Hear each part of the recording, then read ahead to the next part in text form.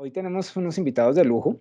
Ya ahora se va a conectar nuestra otra persona invitada. Voy a hacer la presentación de ellos para dar pues inicio a nuestro conversatorio. Entonces voy a empezar por Paola. Paola es ingeniera industrial de la escuela, es especialista en logística integral con experiencia en diseño y ejecución de proyectos relacionados con el aprovisionamiento, distribución y transporte en la industria. Además, pues cuenta con destrezas en levantamiento de procesos para el tema de mejora continua en sistemas de gestión.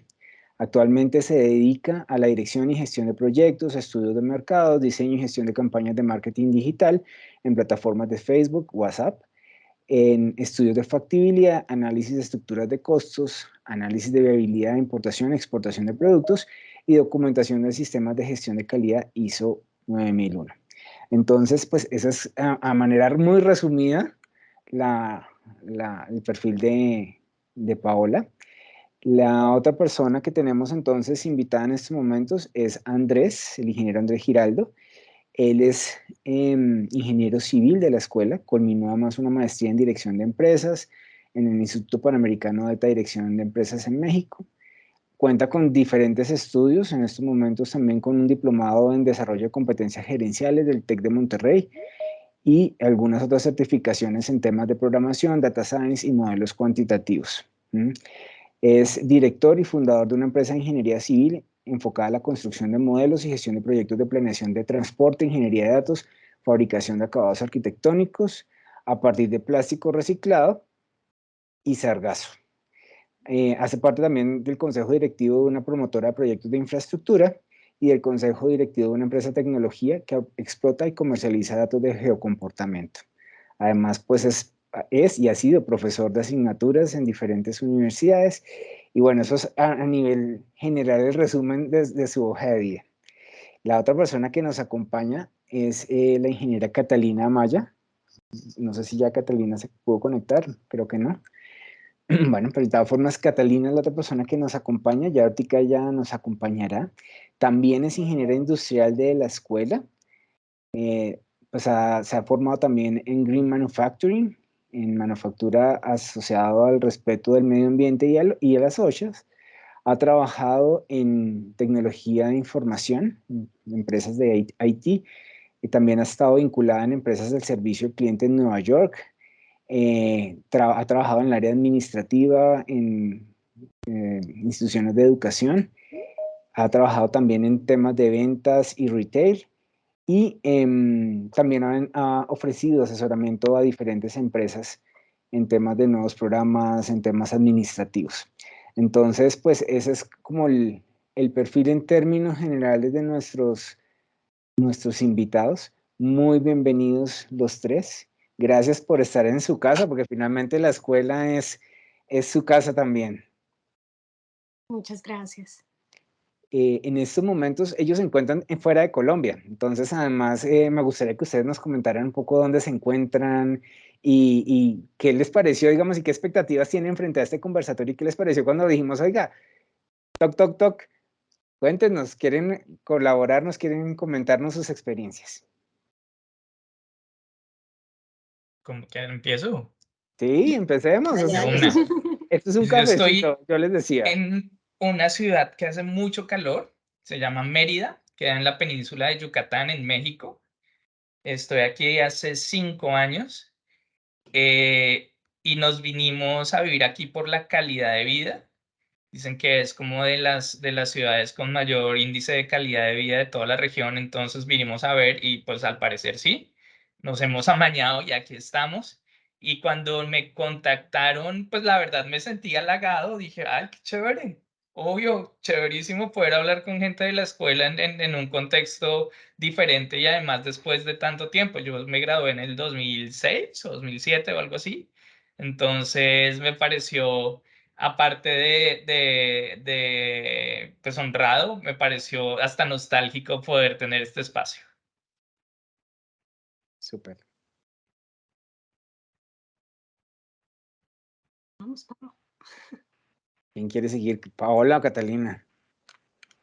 Bueno, yo estoy en Monterrey, México. Yo vivo aquí apenas hace 2 años y medio.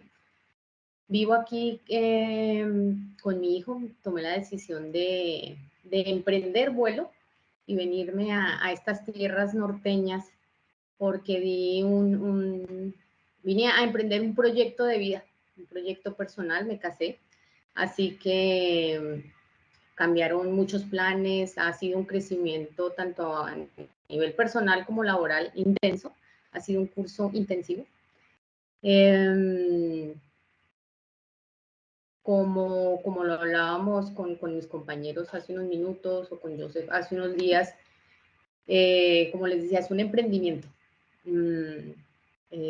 Fue un renovar las cosas que venía haciendo antes, me ha servido para mejorar, para formarme, y dentro del emprendimiento están los desafíos. Para mí ha sido un desafío cambiar de cultura. Mis dos colegas llevan muchísimos más años afuera. Yo no estaba preparada. Yo pensé, voy a ir a un país donde hablamos el mismo idioma, pues qué barrera va a haber, no va a haber ninguna. Vengo a casarme, vengo a experimentar nuevos procesos. Y ha sido así, por supuesto que ha sido así, pero no venía preparada para muchas cosas. Y bueno, igual eso ha sido enriquecedor en este proceso de aprendizaje, el adaptarme, el aceptar, el gestionar muchísimos recursos y por supuesto gestionar emociones, porque cuando nosotros hablamos de emprendimientos y de negocios, siempre hablamos de gestionar tiempo, de gestionar recursos financieros, de gestionar recurso humano. Y en esa parte del recurso humano es que toca hacer énfasis, porque primero me tengo que autogestionar, después voy a gestionar a mi equipo, pero esa autogestión debe empezar con las emociones, porque somos seres humanos. Y mientras más aterrizados estemos, equilibrados, el resto fluye.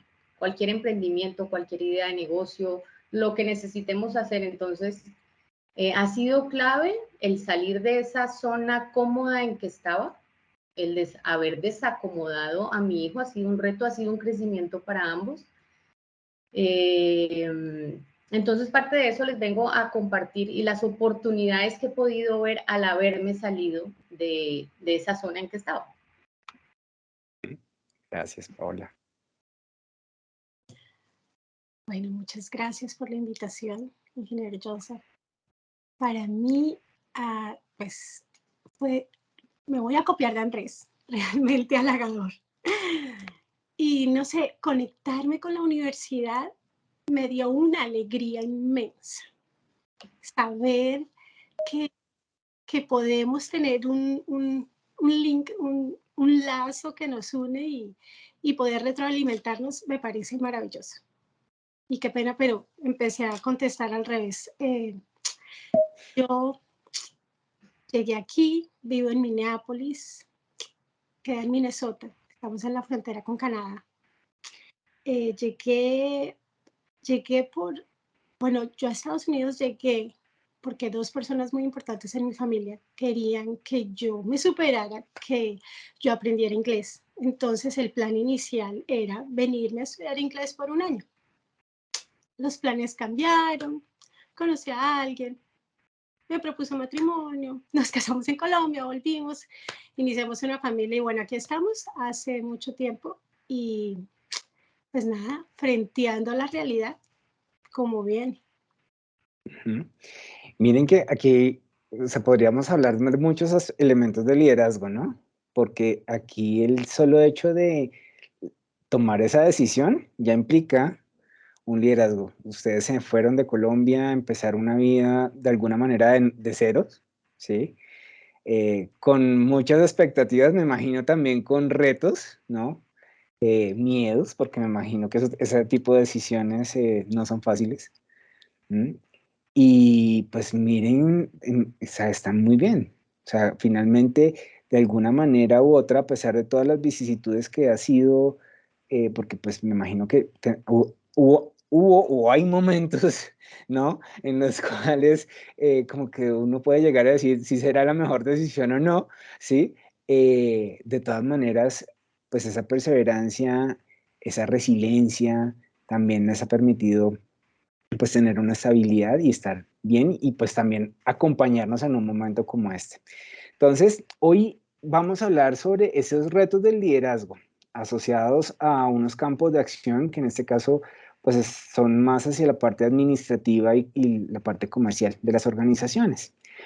Ustedes en sus diferentes estados de vida profesional, ¿no? Independientemente del programa en el cual ustedes hayan sido graduados, han tenido ese relacionamiento hacia la parte comercial o hacia la parte administrativa. Y desde allí, pues obviamente han implicado unos retos. Eso no significa que el liderazgo no se pueda trabajar en otras áreas o en otros puntos de la vida, ¿no? Incluso en la vida personal. Pero desde esa perspectiva que hoy nos trae, ¿sí? Me gustaría que empezáramos a hablar sobre esas definiciones que podríamos llegar a tener cada uno de nosotros acerca del liderazgo. ¿Mm?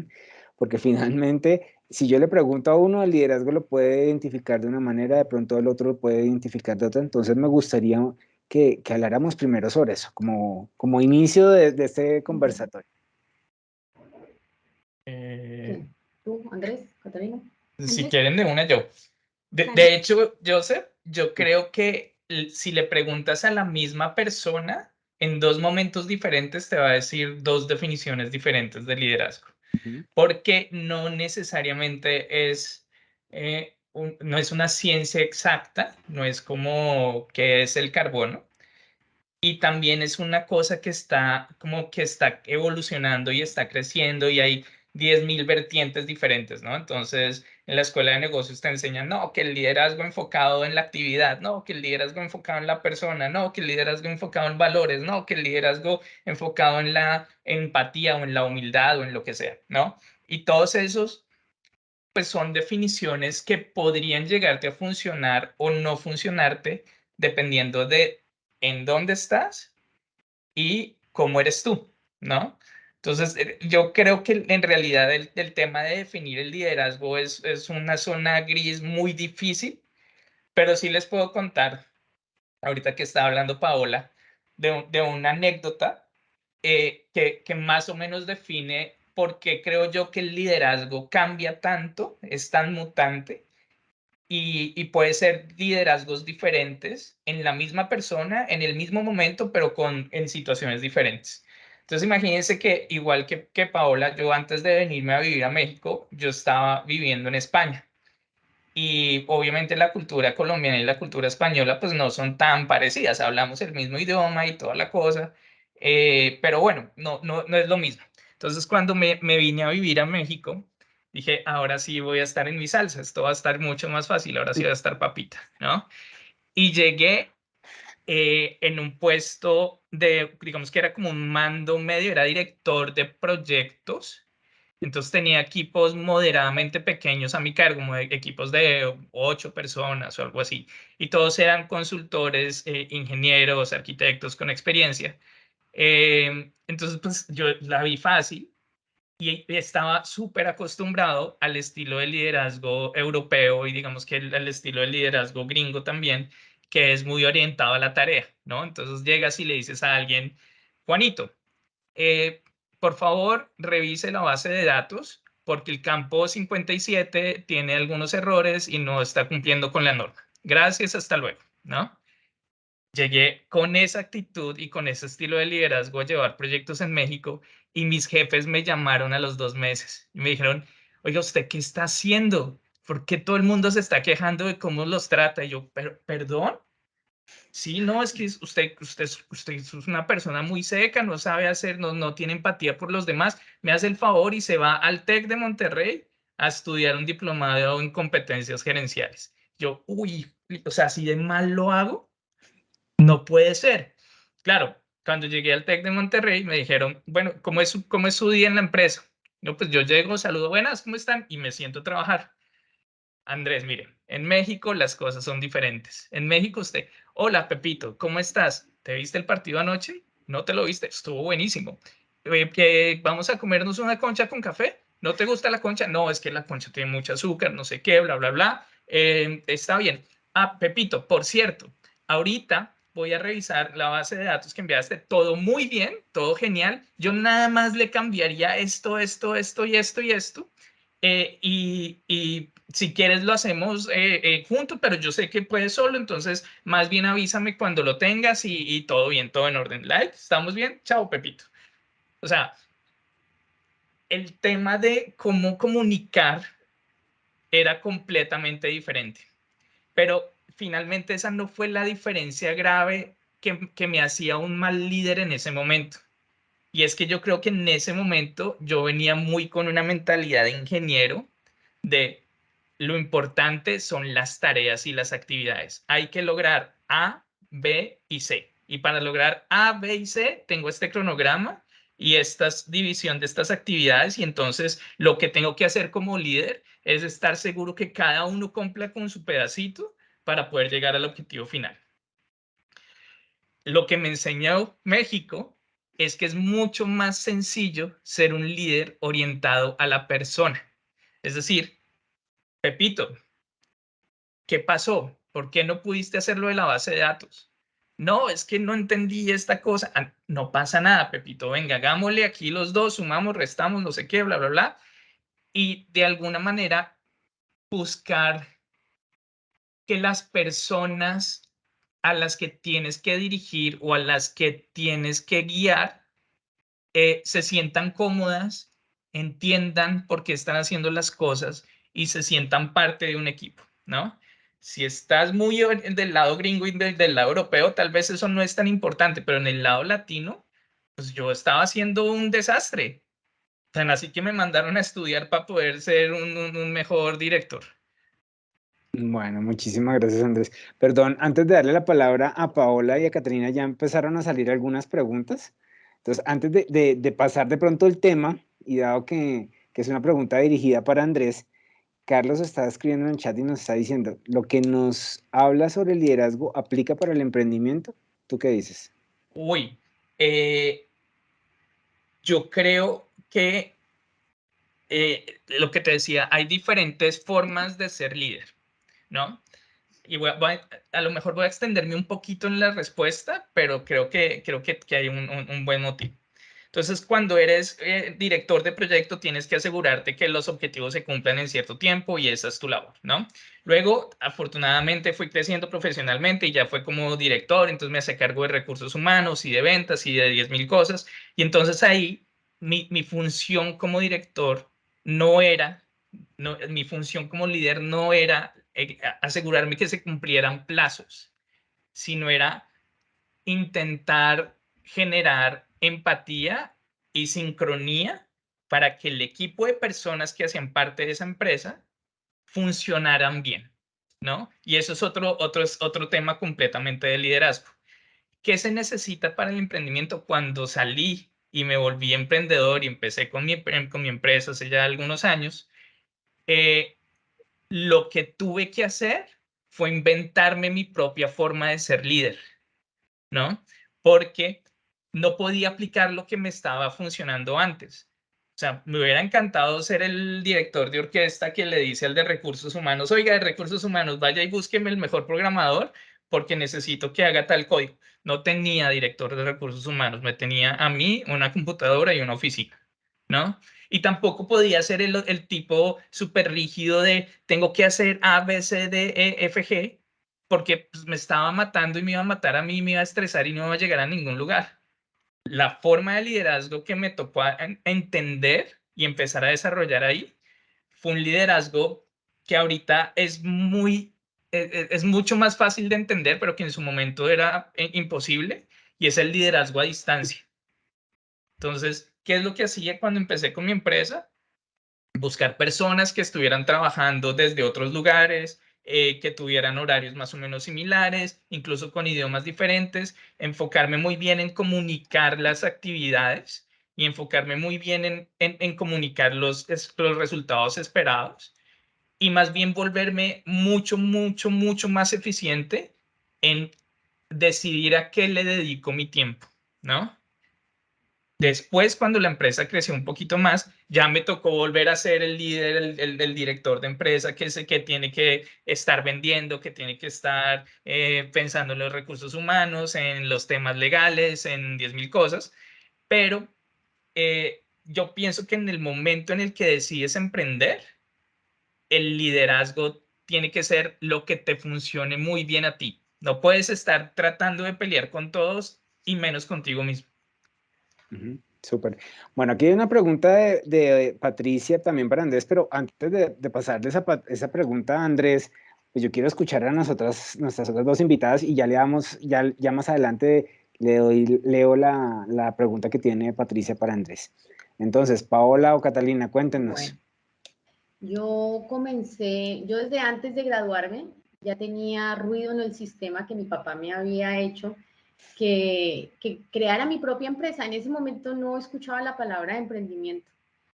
Y cuando voy terminando, tenía ya una idea. Yo comencé mi primer emprendimiento. Se llamaba Tendencias Crochet Tissue y elaborábamos tejidos a mano y accesorios para dama como bolsos, billeteras, cinturones, monederos. Combinaba la textura del crochet con el cuero. Entonces fue todo un proceso porque mientras terminaba la universidad, mi equipo de trabajo era mi mamá, pero en ese momento ella fue una pieza súper importante porque, como decimos nosotros, me copió la idea. Entonces yo le dije, yo quiero hacer una billetera, pero toda en crochet, empezando porque ella me empezó a enseñar a tejer y comencé a acompañarla a su grupo de tejido. Entonces ahí va uno escuchando, enriqueciendo, viendo las otras señoras trabajar. Y le dije, yo quiero hacer una billetera, y ella, pues eso era algo como loco, toda una billetera en crochet, y ella dijo, hagámoslo. Nunca me dijo que no a nada. Entonces lo intentamos, no quedó bien. Después le dije, ¿y si lo mezclamos con cuero?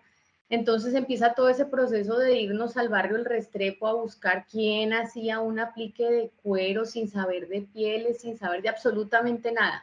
Ahí comienza el proceso, termino la universidad y comienzo la especialización, y mi proyecto de grado es la viabilidad para exportar ese producto y encontrar el mercado objetivo. Y paralelo a eso, pues íbamos con ella buscando quién nos maquilara el producto, cómo aterrizar los diseños. Teníamos que ajustarnos de pronto a la persona en el taller pequeño que nos la ajustara, que nos diera sus moldes, sus troqueles para podernos ajustar a ese modelo. Y entonces eso era un emprendimiento. Yo no lo veía como emprendimiento, yo lo vi como una idea. Ahora sé que para mí un emprendimiento es la oportunidad, después de observar algo, es la oportunidad de solucionarle una necesidad, algo a alguien. Y por supuesto, si es el tipo de emprendimiento en el que yo quiero generar utilidad, pues buenísimo. En ese momento yo lo vi, yo dije, ay, qué bonito hacer estos accesorios.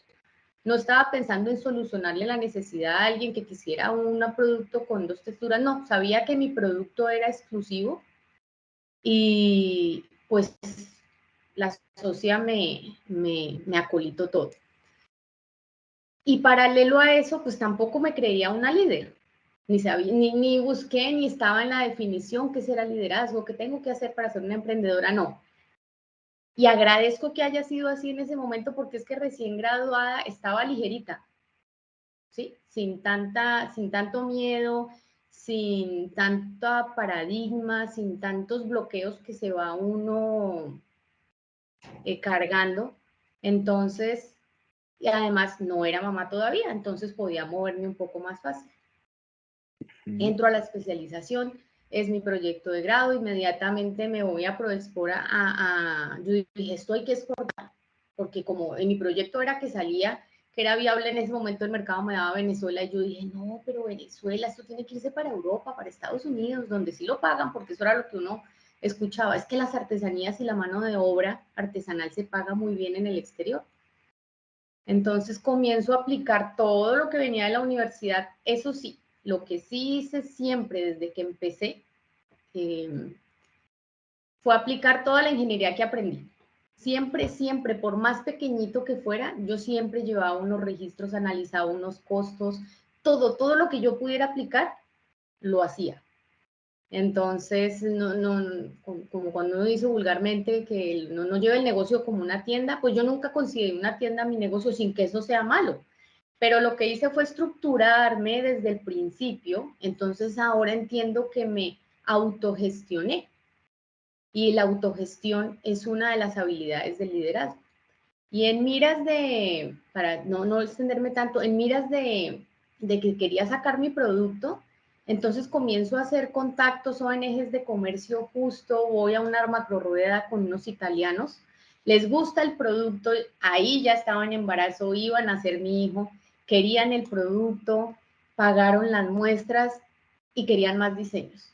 Entonces iba viento en popa del emprendimiento y yo no estaba en capacidad de, bueno, y ahora todo lo que me demoré en conseguir quien me maquilara, el tercerizar esa parte de la operación, pues era de lo más costoso, pero no, para mí no era una limitante en ese momento. Entonces dije, ¿qué hacemos? Pues busqué otros diseñadores, otra maquila, ese fue otro proceso también. Justo antes de decir yo ya no le voy más a esto, encontré unos diseñadores industriales buenísimos que en ese momento ganaron el premio de un concurso que hacía Bavaria y ese premio ellos lo pidieron en maquinaria para trabajar el cuero. Y ellos habían pasado, trabajaban similar a mis productos, mezclaban unas fibras.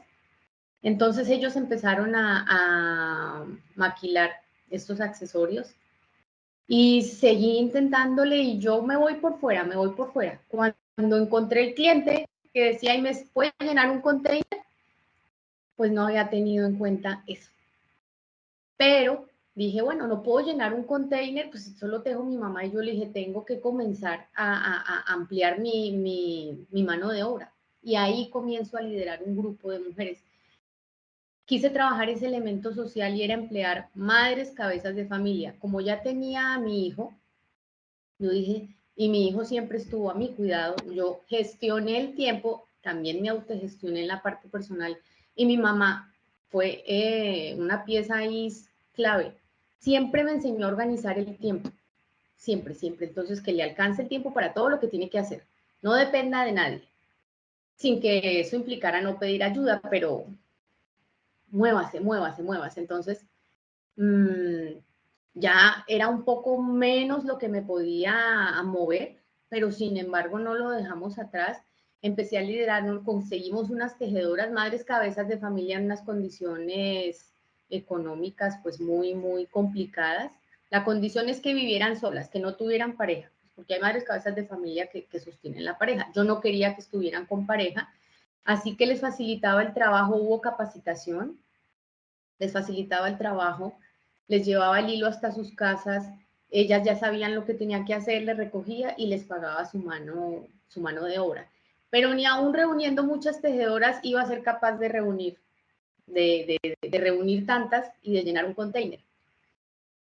Y dije, bueno, este producto no es para producirlo en volumen, entonces ya iba quitándome cargas de encima y yo, ok, no quiere decir que yo tengo que producir en volumen, un producto exclusivo que me deje más margen de utilidad. Entonces ahí fue donde yo empecé a trabajar el emprendimiento y el liderazgo, autoliderazgo, autogestión y comencé a liderar mi equipo de trabajo que ya se amplió de mi mamá a un grupo de tejedores. Esa fue mi experiencia inicial. Súper interesante, además desde la perspectiva que ya más adelante vamos a abordar, desde el iniciar desde uno mismo, ¿no? Con uno mismo y luego entonces sí proceder a liderar a otras personas. Bueno, Catalina, cuéntanos cuál es tu experiencia al respecto frente al concepto de liderazgo. Bueno, pues yo te voy a ser muy sincera. Para mí toda una vida el liderazgo ha sido de los duros. O sea, ¿quiénes son los líderes? No, pues los que son gerentes, los que han llegado arriba, los que tienen el superpuesto. Si yo estaba en Colombia, pues en una multinacional. Y finalmente, cuando yo cuando yo me gradué de ingeniería, ese fue una de mis aspiraciones. Bueno, listo, entonces mi familia, listo, vete para Estados Unidos, aprendes inglés, con la meta de, bueno, listo, vuelves a Colombia, ya puedes conseguir aspirar a un mejor trabajo, si ya tienes tienes un segundo idioma y tienes un manejo de ese idioma. Entonces, esa fue mi meta principal. Claro, en ese momento yo podía escribir y leer, pero la parte de conversación fue en la que me enfoqué. Y así lo hice, y entonces empiezo a conseguir trabajos, empiezo a trabajar en una y en otra área con el fin de mejorar mi inglés. Pero al mismo tiempo, yo era vegetariana y también por limitaciones económicas que yo decía, por ejemplo, vamos a hablar de un cumpleaños. Bueno, lo que pasa es que si yo me voy a comprar un ponqué para que no tenga huevo, entonces me vale $80. No, pues mejor lo hacemos en la casa. Pues a ver, ¿cómo es el cuento? Y entonces empiezo a explorar esa área y me empieza a gustar. Y me doy cuenta que es una oportunidad. Ahora, cuando Joseph me llama y me habla del laboratorio de liderazgo, y yo me pongo a leer y yo digo, ¡ah! Pero es que yo soy un líder. Cuando dicen, no, pero es que es el papel que asume una persona en determinada situación, ¿cierto?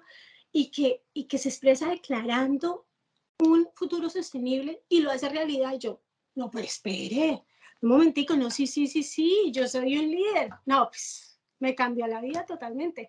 Y yo, no, pues qué chimba, claro que sí, nosotros podemos.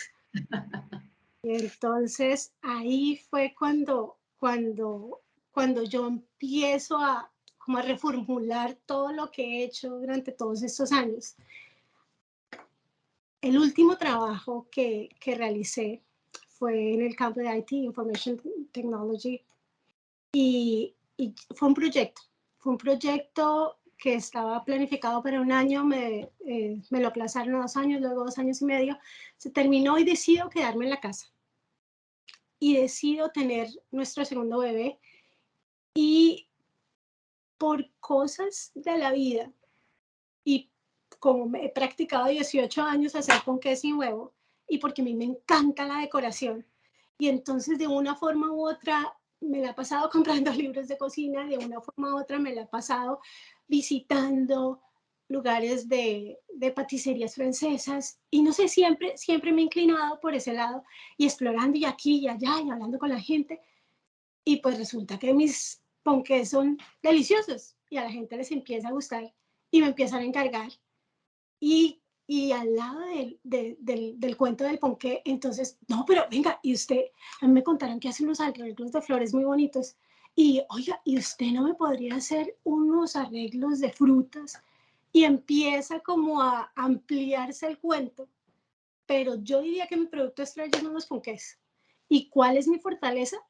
Que en este mercado no, o al menos en Minneapolis, no hay un ponqué con productos saludables que tenga fruta, que tenga, o sea, que no sea tan, que no tenga colorantes artificiales, que no tenga esa grasa mala, que mis ponqués son de aceite de oliva, mis ponqués pueden tener unas harinas más saludables, mis ponqués tienen fruta, les pongo un relleno, un mousse de maracuyá.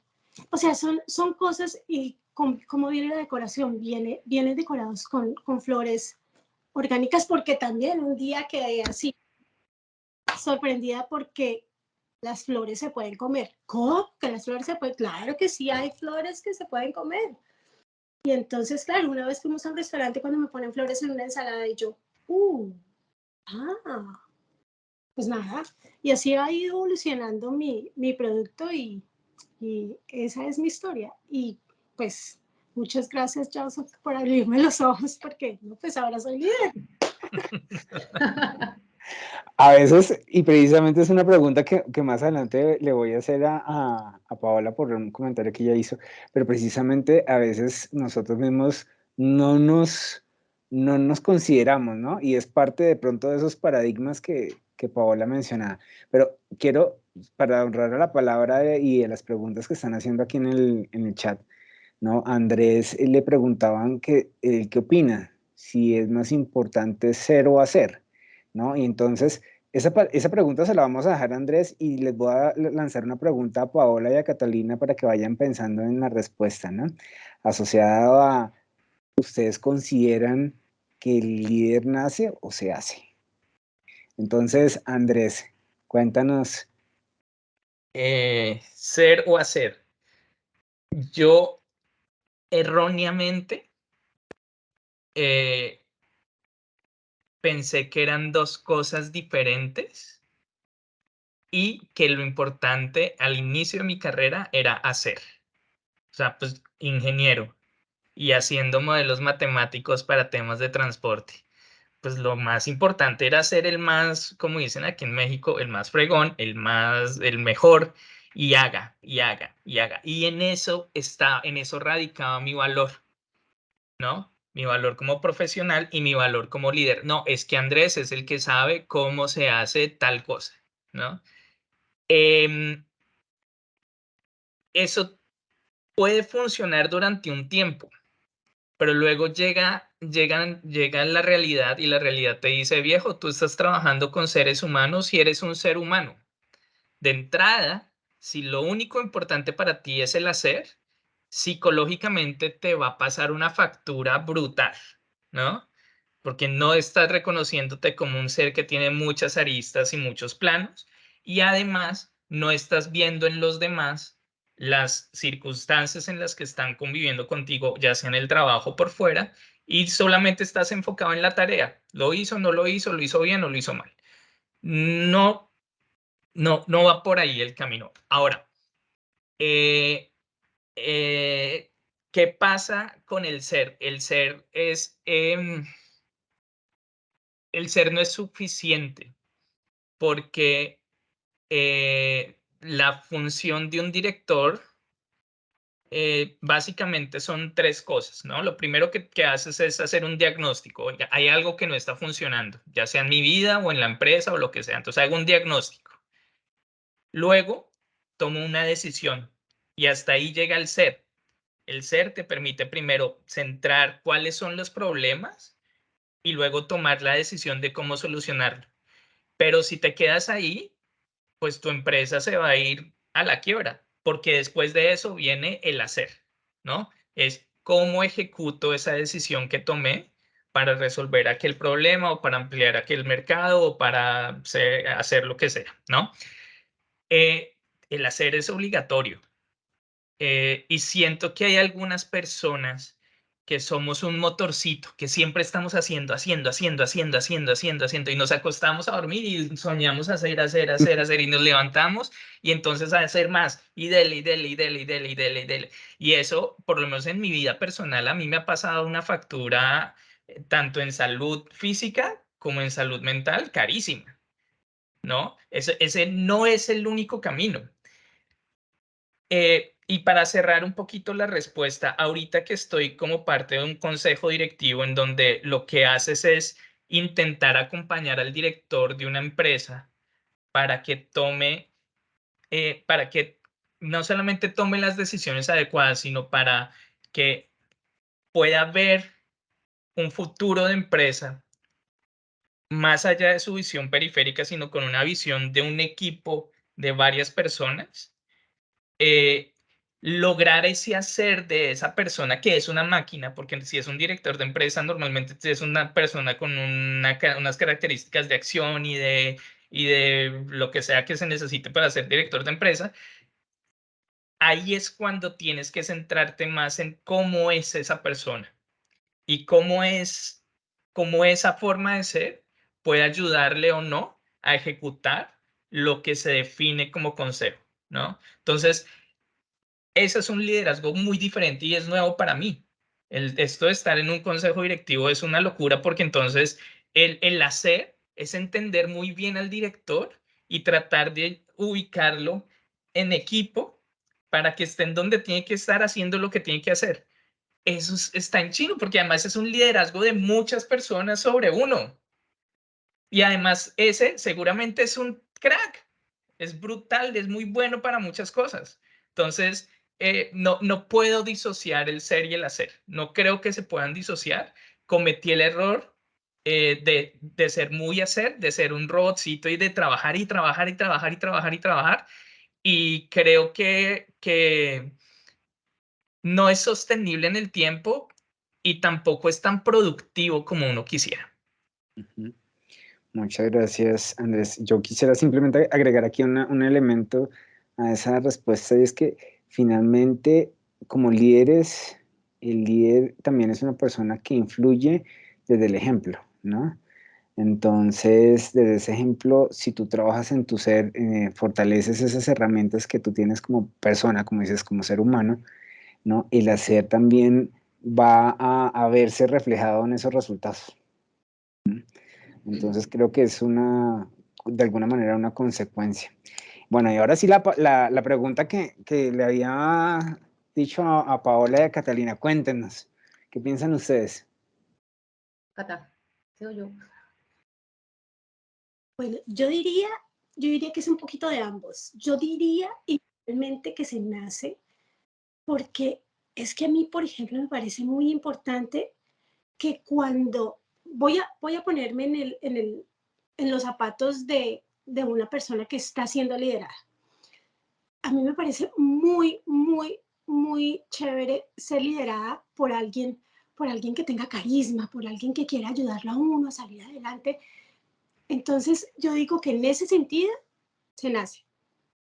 Pero a mí también me parece que se hace en el sentido de que si uno tiene ganas de mejorar y si uno tiene ganas de ayudar, uno puede llegar a ser esa persona que puede liderar y que puede sacar adelante algo.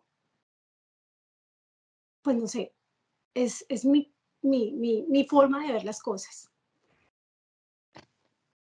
¿Qué dices tú, Paola? Bueno, yo pienso que liderar podemos liderar todos, ¿sí? Liderazgo es la acción de liderar. Decir que un líder que cumple con estas determinadas competencias y habilidades es cerrarlo, es sesgarlo. Y todos podemos hacer todo. Yo podría hacer los pasteles que hace Catalina, pero seguramente no me van a quedar como ella. A mí me quedan ricos los panes de muerto, los panes keto, mi otra especialidad que es algo que manejo ahora, porque ella tiene ese gusto por la decoración, esa curiosidad, eso que ella le apasiona y conecta con ella. Entonces, el líder, yo me puedo formar como líder y hay habilidades que se desarrollan mejores que otros, depende de la persona, depende del momento de vida, como decía Andrés. Aparte que nada es estático, o sea, yo no voy a ser el mismo líder que fui hace 20 años que tenía el emprendimiento, como lo puedo ser ahora. Siempre se va cambiando, la idea es que uno vaya mejorando y que vaya viendo en qué es competente uno, ¿sí? No todos tenemos las mismas competencias, pero eso no nos hace que no seamos líderes. Pues para mí una competencia puede ser, yo gestiono muy bien recursos financieros, de tiempo. De hecho, la parte de gestión de recursos financieros me ha permitido desde hace 20 años, yo soy animalista con mi familia, sí, rescatamos animales, y fue un proceso y sigue. Y hubo un tiempo que dije, ok, ya mis recursos personales se están agotando porque pues todo era invierte en protección animal, pero yo puedo ayudarlos a gestionar y a enlazar personas que quieren adoptar, que quieren donar, que quieren ayudar de cualquier parte del mundo y los puedo poner en el lugar que sea. Esa gestión y esa experiencia me permitió hacerlo y lo sigo llevando a cabo. Y ahí estaba emprendiendo también y era un emprendimiento social donde yo estaba dándole una solución a alguien que quería adoptar y le estaba cambiando la calidad de vida a un animal. Entonces, se hace, todos podemos. Hay unos que dicen, no, definitivamente pues yo no me comunico mucho, no tengo una comunicación asertiva, mi visión no es mucha, pero puedes liderar de cierta manera un poquito. Aquí como nos estamos centrando en el liderazgo administrativo y comercial, ¿se desarrollan más unas habilidades que otras? Sí, depende del campo que yo esté, depende, como ya lo dijimos, del momento de vida en que estemos atravesando. Hay unas que uno dice, definitivamente tengo que fortalecer, como le dijeron a Andrés, vaya y estudie, porque si no, no puede. Y uno tiene que ser humilde y decir, ok, esta no me la voy a ganar. Con esta no nací, esta la tengo que trabajar. Pero de liderar podemos hacerlo todos. Emprender podemos todos. ¿Nos impulsan cosas diferentes? Sí. Un emprendimiento, yo vi una idea en ese momento, ya después digo, observemos si aquí hay oportunidades, como la de la repostería saludable aquí. Hay otras que es por necesidad, hombre, y me toca salir a vender empanadas porque me quedé sin trabajo, mi esposo lo sacaron de la empresa, digamos, en la pandemia, ¿cuánta gente tuvo que emprender por necesidad? ¿Cuánta gente tiene que abrir el baúl de su carro y vender algo ahí? Y uno diría, no, le tocó por necesidad, y después tienen una cadena de restaurantes. Son impulsos diferentes, se lanza uno desde una plataforma diferente, pero se lanza. y se lidera diferente. Gracias. Joseph, perdón, yo quiero sumarle a esas preguntas. Yo sé que no iba a ir gira para mí, pero también quiero responder. Dale, no te preocupes. Esto es un Mira, conversatorio, lo que yo estamos creo tomándonos un cafecito o un Lo que tecito. yo creo es que de verdad cometemos un error en tener un imaginario, como dijo Catalina al inicio de su intervención, un imaginario de cómo es el líder, ¿no? Entonces uno piensa en un líder y se imagina a alguien como Trump, ¿no? Fuerte, con carácter, que manda, que hace, que tiene dinero, que ordena y que la gente le obedece. O como Obama, ¿no? También carácter, carismático, que convence, que... Sí, pero pues nadie piensa en Mr. Miyagi, el de Karate Kid, ¿no? Que es un viejito ahí que ni habla ni se mueve y le transforma la vida a un muchacho. O, o nadie piensa, digamos que, en que la forma de ser líder es el resultado de un ejercicio de creatividad. Por eso digo yo que cuando eres emprendedor tienes que ser el líder que te sale a ti, ¿no? Hay diferentes, y en las escuelas de negocios son unos cracks enseñando todo eso específicamente en los módulos de recursos humanos. Entonces le dicen, está el líder por el ejemplo, que es, no sé si se acuerdan de las series estas de guerra, en donde el teniente es el primero que va echando bala y el que se sacrifica y entonces como todos los demás ven que el tipo es un crack, quieren ser como él, ese es un líder, por ejemplo, ¿no? Está el líder por autoridad, que también es otro tipo de liderazgo y funciona muy bien, por ejemplo, en los países de Oriente, pues es el hijo del presidente y es el hijo del presidente y se hace lo que él dice porque es la mejor decisión del planeta y punto. Y hay sociedades y estructuras de negocios que se gestionan así y es otro liderazgo diferente. Hay liderazgos por humildad, ¿no? El de, oiga, ¿si usted cómo le haría? No, pues yo creo que podría ser así, así, así, así. Oiga, me suena, pero ¿qué tal si nos vamos por este lado? Hay diferentes formas de ser líder, muchas, muchas. Pero yo creo que definitivamente se hace porque el mejor ejemplo es ser papá. Cuando uno es papá, uno es un líder de uno o dos o de los hijos que tenga. Y uno elige la forma en la que quiere ser líder. ¿Quiere ser un líder autoritario? ¿Quiere ser un líder centrado en los éxitos? ¿Quiere ser un líder afectivo? ¿Quiere ser un líder par a par? ¿Quiere ser...? Y nadie sabe cuál es la buena. De pronto a alguno le funciona una y a otro le funciona otra. Pero todos los que somos papás aprendemos a ser papás y aprendemos esa forma de liderazgo de un camino diferente. Entonces, por eso yo pensaría que en realidad uno se hace y se va cambiando sobre el camino. Sí, yo creo que no existe una única receta, ¿no? Pensar de que existen, usted tiene que hacer primero esto, segundo esto, tercero esto, para ser líder, eso realmente no aplica para las personas. Cada uno además, una de las cosas que hablábamos en algún momento es que nosotros somos líderes desde nuestras fortalezas, finalmente, ¿sí? Les pega nada más. Y desde ahí voy construyendo y voy haciendo otras cosas. El código de barras. Les pido el favor, por ahí alguien tiene el micrófono prendido que lo apague. Solamente nosotros que estamos en estos momentos hablando. Bueno, tenemos aquí una pregunta que le voy a pedir el favor a Catalina si puede contestar por el chat, porque pues digamos si se desvía un poco el tema y por temas de tiempo vamos a ser efectivos allí. Dice, Catalina, soy terapeuta floral, ¿cuáles flores son comestibles? Qué buena información. Entonces, si tú puedes contestarle por el chat, te lo agradecería. Mientras vamos contestando la siguiente pregunta, que es ¿qué ventajas y desventajas tiene emprender fuera del país de origen? ¿No? Y mezclémoslo también desde la perspectiva del liderazgo, no solamente el emprendimiento, sino lo que implica como líder en un emprendimiento. Paola, Catalina, ¿quién? ¿Yo? Dale, A mí me encanta dale. hablar, si me dejan yo hablo horas. Dale, lidera el conversatorio. Yo lo que he visto es que históricamente la mayor parte de las empresas son de inmigrantes en casi todos los países, ¿no? O sea, pensemos en Bavaria, pensemos en el caso colombiano, pensemos aquí yo qué sé, todo el mundo sabe del caso de los de Medio Oriente que llegan a montar un negocio de telas y se quedan con el monopolio de las telas.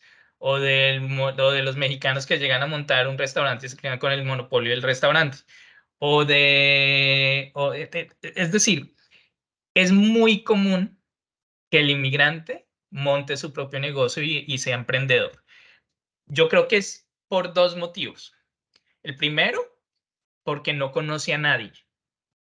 Entonces, cuando uno no conoce a nadie, uno mismo tiene que buscar la forma de resolver sus problemas y rascarse sus propias pulgas.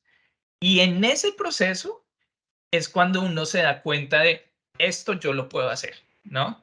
Yo descubrí que puedo hacer esto porque es que se me fundió el foco, el bombillo de acá y no lo sabía, no tenía cómo repararlo, entonces fui, busqué y aprendí, ¿no? El tema de los pasteles de Catalina.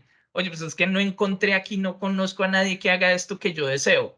Pues lo voy a investigar y lo voy a hacer. El hecho de no conocer el entorno en el que estás te obliga a desarrollar esas habilidades que después te sirven para ser emprendedor, ¿no?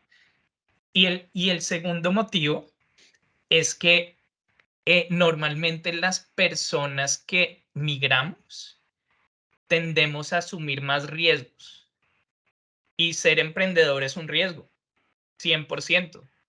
100%. Y lo mejor de todo es que es un riesgo en el que en la mayor parte de los casos se pierde. O sea, para que funcione uno, tiene que intentar 40. Entonces, si tienes una personalidad que es adversa al riesgo, no funciona muy bien. Y si hay una relación directa entre el migrar y la aversión o la disposición al riesgo, crearía yo. Ahora, ¿más fácil o más difícil? No tengo ni idea porque yo, digamos que en Colombia, afortunadamente como conozco gente, lo que hago es que tengo socios y también egresados de la escuela. Entonces ellos son los que mueven las cosas allá y no he empezado algo de cero yo. Lo que he empezado de cero ha sido aquí en México y la verdad, no puedo decir que es fácil, pero tampoco puedo decir que es imposible. O sea, ahí la llevo. Ahí pago las cuentas y tengo mis empleados y ahí vendo cosas. Súper. Paola, a mí me gustaría que Tika también nos ayudaras a contestar esa pregunta un poco, pero uniéndole algo que tú mencionabas que me llamó la atención y es asociado a esos paradigmas o bloqueos que uno tiene de su mente hacia alrededor del liderazgo, ¿no? Entonces, finalmente creo que lo podemos unir a lo que decía Andrés asociado a esos campos o a esos niveles de incertidumbre donde pues es como un acto de fe finalmente, nos arriesgamos pensando también y teniendo una seguridad en algo que conocen, en sus habilidades, etcétera, etcétera. ¿Cómo lo miras? Bueno, pues en mi caso sí ha sido ventaja. Bueno, hay algo que a mí personalmente, pues nadie me conoce, como decía Andrés, entonces es novedoso para alguien de aquí. Aquí al colombiano le gusta mucho, al mexicano le gusta mucho escuchar al colombiano, ¿sí? Entonces, sé que tienen el concepto de Pablo Escobar y esas series, pero la gente que conoce un poco más sabe que la gastronomía es rica, que son gente trabajadora, el acento de los paisas, entonces les causa curiosidad eso. Entonces, pues uno aprovecha, y yo soy colombiano, y si ven que uno tiene unos niveles de formación, pues gusta más. Yo, en lo que estoy ahora, fue una oportunidad, porque con el tiempo uno va observando para poder ir disminuyendo el riesgo, que siempre va a haber, pero pues ya no como me lancé al principio, que dije, pues quiero hacer este producto. Yo no estaba pensando en solucionarle nada a nadie en ese momento. Aquí yo empecé tratando de solucionarme el consumo de pan saludable, porque fue todo un desafío y no se consiguen las mismas harinas que en Colombia. Y yo, ¿qué hago? ¿Qué hago? Y pues no es la misma modalidad de comercio, y no es que yo tengo tiendas pequeñitas en barrio y me puedo movilizar más fácil. Entonces, sin pensar que iba a emprender inicialmente, empecé de manera empírica a poner videos en YouTube y a ensayar a hacer panes de avena, y es que yo comía en Colombia panes de harina de quinoa, entonces hice unos bloques de ladrillo de avena, la cosa más horrible, eso tocaba botarlo, hacía de quinoa unos cupcakes, otros bloquecitos chiquitos para la basura, a lo mejor si le mezclamos cacao, todo eso se perdió. Tiempo en el horno, ingredientes, y yo dije, pues que yo no soy panadera. Pues entonces estudiemos algo de panadería para poderlo hacer. Y ubico una ingeniera de alimentos y una nutricionista que tienen una institución en Guatemala. Y pues como estaba recién lo de la pandemia, pues yo dije, eso no lo voy a poder estudiar, pues sí se podía estudiar en línea. Y comencé a formarme con ellos, y cuando empieza pues toda la certificación y me quedan ricos, yo dije, pues si me quedan ricos, ¿por qué no los vendo? Porque aquí ya yo había observado, precisamente por eso yo dije, para yo poder conservar mi salud y mi régimen alimenticio, necesito seguir preparando mis alimentos. Y no era fácil obtener este tipo de panes, y no había variedad de harinas, y estamos en una ciudad, pero México es el segundo país en el mundo con los niveles más altos de obesidad, de los niveles más altos. El primero Estados Unidos, el primero en población infantil de obesidad.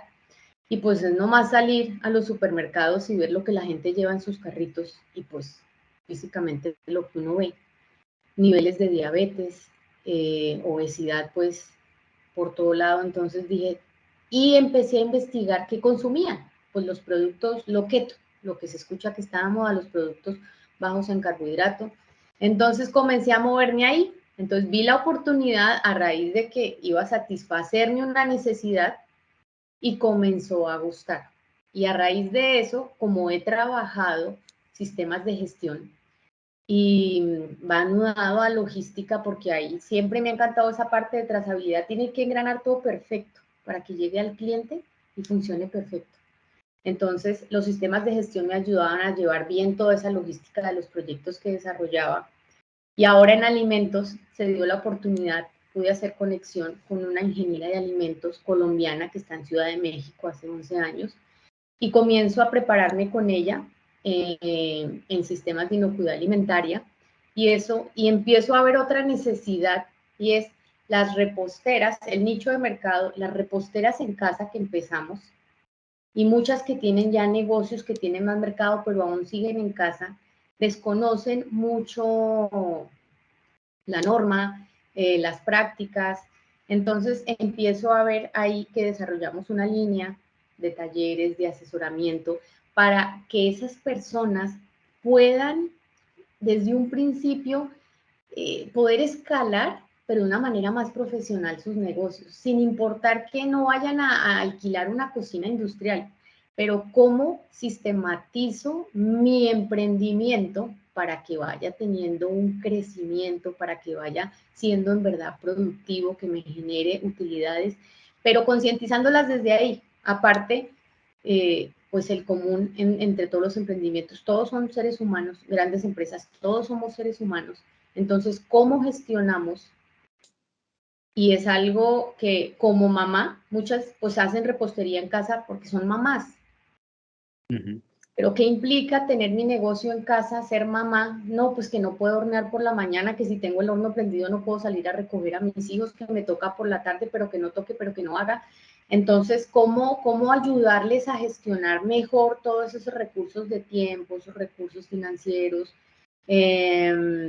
¿Cómo ayudarles a estructurar y a que lleven una disciplina, a que empiecen a autogestionarse? Entonces, ahí hay una necesidad, porque aún no lo orientan, muchas no postean, pues qué van a saber. Y yo afortunadamente contacté con una repostera, ella asesora a las reposteras en toda la parte de costeo, pero les desmenuza, se los pone al nivel de ellas con una practicidad y con una claridad que todas saben costear.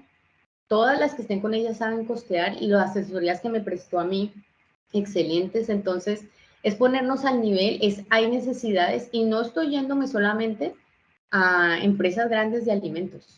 Estoy viendo, es observando. ¿Sí se puede? Sí. ¿Observando? Sí. ¿Para mí fue más fácil? Sí. Seguramente tendría la creencia en Colombia, ¿y ahora qué van a decir?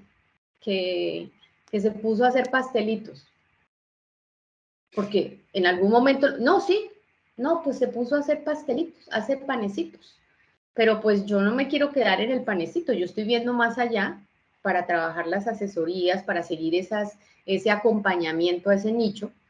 Y se hizo sinergia con mis hermanos, con mis dos hermanos mayores, que es coach, mi hermana que es odontóloga y se trabaja con la ingeniera de alimentos, ella especialista en medicina del sueño, el coaching organizacional, la ingeniera de alimentos, y siempre llegamos a cómo gestionar, pero cómo trabajar al ser humano para que en verdad impacte su trabajo de manera positiva en todas las áreas, esté en casa, esté en negocio pequeño en casa, esté en una empresa, esté en un puesto de trabajo. Entonces, a mí sí me ha favorecido. Es un proceso, no es que yo dije mañana, ya tengo 1000 pedidos, no. Es un proceso. Y pues es tan lento como uno lo quiera, es tan lento como uno se deje acobardar o ganar de la pena. Así de sencillo, es así. Gracias, gracias. Bueno, vamos por temas de tiempo, voy a pedirles el favor que vayamos andando un poco más rápido, ¿no? Ser más concretos en la respuesta. No sé si Catalina quieres agregar algo a la pregunta anterior o vamos con la siguiente pregunta. ¿Vamos con la siguiente? Perdón, sí. Listo. Entonces, la siguiente pregunta nos la hace Patricia. Dice, cuando un proyecto fracasa, ¿cómo superar la frustración para volver a comenzar?